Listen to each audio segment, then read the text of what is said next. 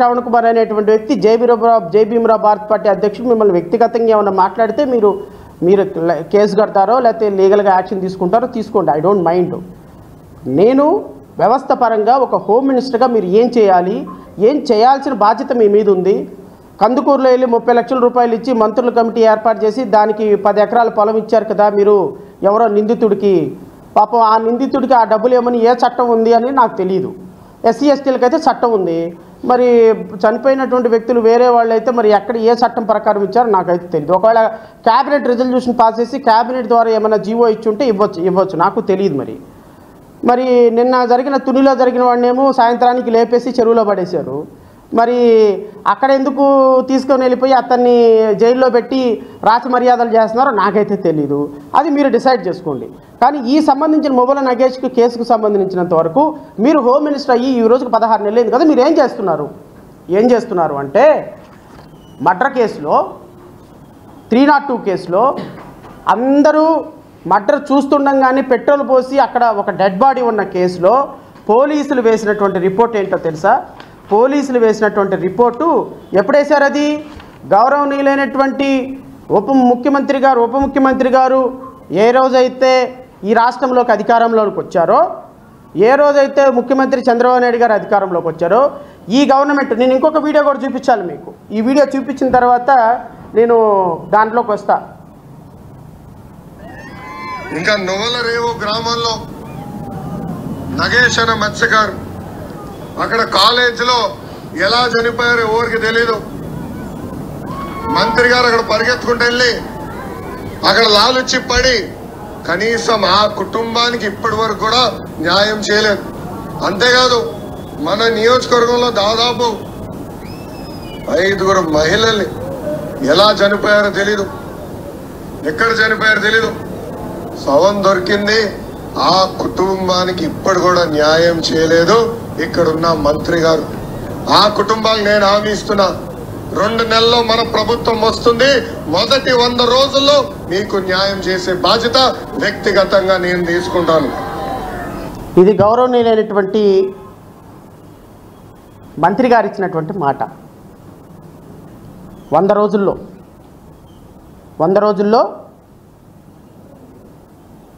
రోజుల్లో న్యాయం చేస్తాను.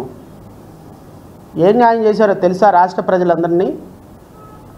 వీళ్ళు చేసినటువంటి న్యాయం ఏంటి అంటే కేసుని నిందితులు ఎవరు దొరకలేదు, అసలు ఈ కేసే చట్టానికి పనికిరాదు, ఇన్వెస్టిగేషన్ పనికిరాదని క్లోజ్ చేసి పడేశారు. 2024 సంవత్సరంలో 9వ నెలలో ఈ కేసు మొత్తాన్ని ఎందుకు పనికిరాదు ఈ కేసు అని మిస్టేక్ ఆఫ్ ఫ్యాక్ట్ కింద ఈ కేసుని క్లోజ్ చేసి పడేశారు. మిస్టేక్ ఆఫ్ ఫ్యాక్ట్ కింద ఈ కేసుని క్లోజ్ చేయటం సమంజసమేనా సార్? నేను ముఖ్యమంత్రి గారిని, ఉప ముఖ్యమంత్రి గారిని, హోమ్ మినిస్టర్ గారిని అండ్ ఐటీ శాఖ మంత్రిని అండ్ సివిల్ సప్లైస్ మినిస్టర్ని శివశంకర్ గారిని, బొలిశెట్టి సత్య గారిని అందరిని అడుగుతున్నా. నేను జనసేన వీర మహిళల్ని, జనసేన కార్యకర్తల్ని, జన సైనికుల్ని వీళ్ళందరిని అడుగుతున్న. పేర్లు మాత్రం భలే ఉంటాయి మీ వీర మహిళలు, జన సైనికులు అని. మరి పేరుకు తగ్గట్టు యాక్షన్ కూడా ఉండాలి కదా. మరి మీ నాయకులు ఈ విధంగా నిందితుల్ని మీ పార్టీలో జాయిన్ చేసుకొని వాళ్ళ దగ్గర 100 కోట్ల రూపాయలు తీసుకుంటే, మరి సుగాలి ప్రీతి కేసులో ఆ నిందితులను కూడా మీ దగ్గర జాయిన్ చేసుకుని డబ్బులు తీసుకున్నారు, అనధికారికంగా వాళ్ళని డబ్బులు తీసుకున్నారని చెప్తే మీకెందుకు అంత ఉలికిపాటు? మీకెందుకు అంత బాధ? మీకెందుకు అంత ఉలికిపాటు అని అడుగుతున్నా. ఇట్లా నిందితుల్ని జాయిన్ చేసుకోమని డబ్బులు తీసుకోమని పాపం వైసీపీ నాయకులకు తెలియదు అనుకుంటా. బట్ మీ అంత తెలివితేటలు వాళ్ళకి ఎక్కడ ఉన్నాయి? మనం చదువుకున్న MBBS FRCS చదువులు అంత తెలివితేటలు వాళ్ళకి లేవు కాబట్టి ఇలా నిందితులను జాయిన్ చేసేసుకొని, అసలు చూడండి ఎంత అద్భుతమైనటువంటి పోరాటాలు వీళ్ళు.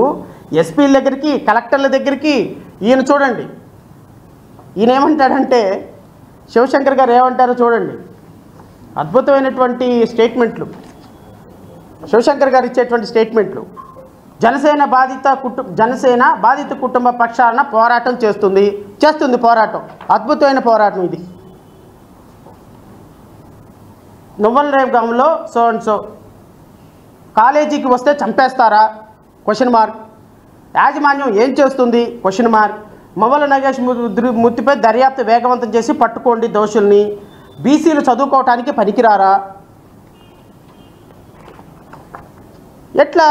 ఇదిగో మినిస్టర్ గారు ఆయన కలిసి ఆయన అధికారికంగా పార్టీలోకి ఆహ్వానం చేస్తున్నటువంటి ఫోటోలు. ఇదన్నీ ఇలా పెడితే పోలీసులు ఈ కేసే పనికిరాదు అని పోలీసులు ఈ కేసు మొత్తాన్ని క్లోజ్ చేసి పడేస్తే ఎందుకు క్లోజ్ చేయరు? ఇప్పుడు ఆయన అరెస్ట్ చేయాలి. అరెస్ట్ చేయాలి అంటే జనసేన పవన్ కళ్యాణ్ గారి పార్టీ అతను ఆయన 100 కోట్లు పార్టీకి ఫండ్ ఇచ్చాడు, ఇంకో 10 కోట్లు 5 కోట్లు ఎస్పీ గారికి ఇస్తారు, ఇంకో 1 కోట 2 కోట్ల డిఎస్పీ గారికి ఇస్తారు, 1 కోట 2 కోట్ల ఎస్సీఐ గారికి ఇస్తారు. ఇంకా ఎవడండి అరెస్ట్ చేసేది? పోనీ ఈ కుటుంబాలు ఏమైనా మంచి కుటుంబాలు అంటే ఈ కుటుంబాలు ఏమి చూడండి, పాపం మహిళ మత్స్యకార మహిళ వాళ్ళ అమ్మగారు 4 సంవత్సరాల నుంచి క్యాన్సర్తో బాధపడుతుంది. 4 ఇయర్స్ నుంచి క్యాన్సర్తో బాధపడుతుంది. ఈమె ఎక్కడికి పోరాటం చేస్తుంది? ఈమె నాతో నిన్న మాట్లాడినప్పుడు నేను అన్నా, అమ్మ మీరు ఇక్కడ దాకా రాలేరు, కష్టము, నేను వస్తాను, కనీసం నువ్వు వైజాగ్ దాకా నువ్వు వస్తే అసలు కేసు ఏంటి విషయం ఏంటో తెలుసుకుంటానంటే, అయ్యా మా దగ్గర వైజాగ్ రావటానికి కూడా డబ్బులు లేవయ్యా, అంత దూరం పలాసాకి 80 కిలోమీటర్ల దూరంలో ఉంటామయ్యా మేము, ఆ నుంచి రావాలి అంటే నాకు ఆరోగ్యం సహకరించటం లేదు, డబ్బులు కూడా చూసుకోవాలి కదయ్యా, రావాలి అంటే కనీసం 1000 రూపాయలు అవ్వాలి ఉంటాయ్యా, ఏ రోజు తిండికి ఆ రోజు బతుకుతున్నామయ్యా, ఏం చేయాలయ్యా అని. అరే ఒక ప్రభుత్వంలో ఒక నిరుపేదలు ఆమెకు 1 కోటి రూపాయలు ఆఫర్ చేసినా ఆమె వద్దంటుంది. నేను అన్నా, అమ్మ మీకు ఏమైనా కాంపన్సేషన్ కావాలా, హైకోర్టులో వేద్దామంటే నాకు ఎందుకయ్యా డబ్బులు, 4 సంవత్సరాలు క్యాన్సర్ వచ్చిందయ్యా నాకు, ఇంకో సంవత్సరంలో చచ్చిపోతానయ్యా, చచ్చిపోయేదానికి నాకు ఎందుకయ్యా డబ్బులు, నేనేం చేసుకుంటాను, నాకొద్దు, మా అబ్బాయిని ఎవరు చంపారో తెలియాలి. ఎందుకంటే దురదృష్టం ఏంటంటే ఈ అబ్బాయితో పాటు ఇంకొక అబ్బాయి కూడా ఇంజనీరింగ్ కాలేజీలోనే జాయిన్ అయినాడు. ఆ అబ్బాయి ఉద్యోగం చేస్తున్నాడు. ఇప్పుడు ఆ అబ్బాయిని చూసినప్పుడల్లా ఈ తల్లి కళ్ళు కడుపు కోత. నా కొడుకుతో పాటు జాయిన్ అయినాడు, ఉద్యోగం చేసుకుని డబ్బులు సంపాదించుకొని తల్లిదండ్రులు చూసుకుంటున్నాడు. ఈరోజు నేను తినడానికి తిండి లేక నా కొడుకుని ఎవరు చంపారో అర్థం కాక ఏడుస్తున్నాను, క్యాన్సర్తో బాధపడుతున్నాను, నేను చచ్చిపోయే లోపైనా నా కొడుకుని ఎవరు చంపారని న్యాయం కోసం పోరాటం చేస్తుంది. మళ్ళీ నేను ఈ మాట మాట్లాడంగానే ఆయన ఎవడో ఆడు గాదే వెంకటరెడ్డో ఆడు వస్తాడు, లాయరు వచ్చి జనసేన పార్టీ మీద మీరు అభాండాలు వేస్తున్నారా, మా పవన్ కళ్యాణ్ గారు మీకు డబ్బులు ఇచ్చాడు కదా, డబ్బులు ఇచ్చేయండి వెనక్కి అని అడుగుతాడు.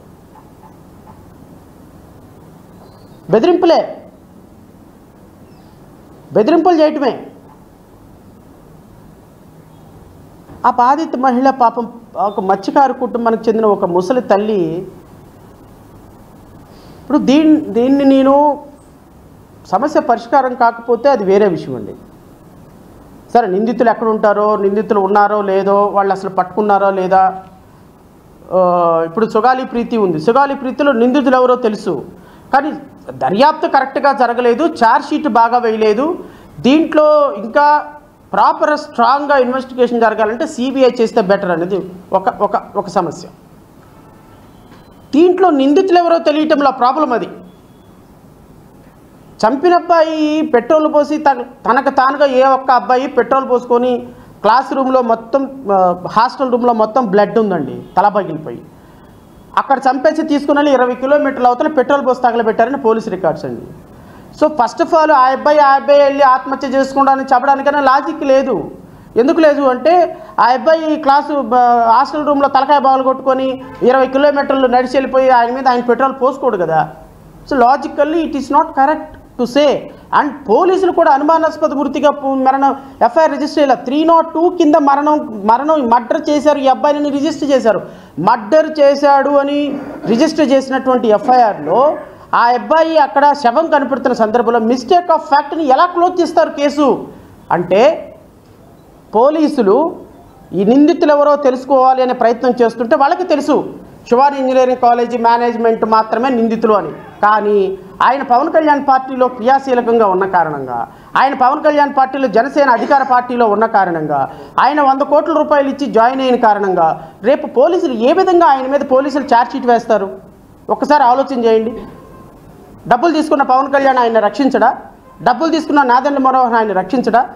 ఓ ఊరు వాడా తిరిగినటువంటి శివశంకరు, బొలిశెట్టి సత్య మీరందరూ ఎక్కడ ఉన్నారు ఇప్పుడు? మీరు వెళ్ళి అడగండి, మీ పవన్ కళ్యాణ్ అడగండి, ఏవయ్యా బుద్ధి జ్ఞానం ఉందా, నిన్ను నమ్మి మేమందరం నీ వచ్చాము, ఇప్పుడేమో వాళ్ళందరూ ఆ కుటుంబానికి న్యాయం చేయమంటే వాడిని తీసుకొచ్చి పార్టీలో జాయిన్ చేసుకున్నావు, ఇప్పుడు పార్టీలో జాయిన్ చేసుకుంటే నిందితుడితో కుమ్మక్కైనాడు పవన్ కళ్యాణ్ అని చెప్పేసి మీడియా అంతా గొగ్గోలు పెడుతుందంటే, సారీ మీడియా అంటే గొగ్గోలు పెడతా లేదో నాకు తెలియదు, ఎందుకంటే ఈ 4 సంవత్సరాల నుంచి ఈ కేసు లైమ్ లైట్లోనే లేదు.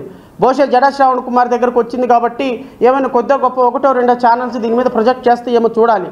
పోరాటం చేస్తాం, అందులో డౌటే లేదు. బ్రహ్మదేవుడు ఆగినా, బ్రహ్మాది దేవులు వచ్చినా ఈ సమస్యలో నిందితులను పట్టుకునేంత వరకు జడా శ్రావణ్ కుమార్ వదిలిపెట్టడం.